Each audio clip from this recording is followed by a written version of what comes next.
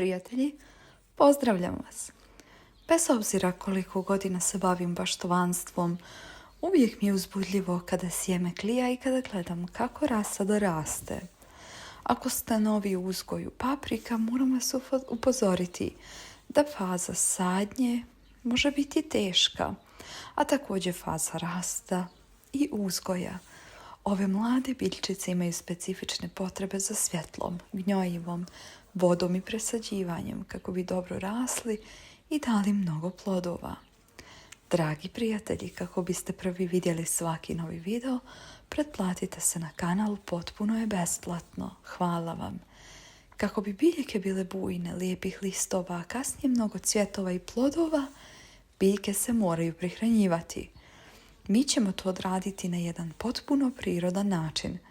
Potrebna vam je 1 kašika suvog kvasca i 1 kašika sode bikarbone. Sve to izmiješajte s 1 litrom tople vode. Ovaj rastvor ostavite da odstoji 2 sata. Razblažite s 10 litara vode i zalijte biljke. Kvasac sadrži vitamin B, minerale i druge sastojke koji doista prijaju vašim biljkama. Dodavanjem kvasca u zemlju značajno se povećava sadržaj azota i fosfora. Biljke bolje rastu i jača im se korijenov sistem. Soda bikarbona spriječit će oboljenje korijena i napada gljivičnih oboljenja kod biljaka. I kao što sam već rekla, ovom mješavinom razmutite u 10 litara vode.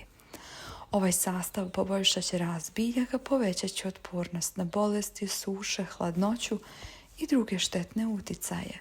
Povećat će imunitet biljkama. A evo kako se koristi. Ovim rastvorom zalijte biljke 2 do 3 puta mjesečno. I to je to. Dragi prijatelji, podijelite ovaj koristan sadržaj sa vašim prijateljima na društvenim mrežama. Hvala vam.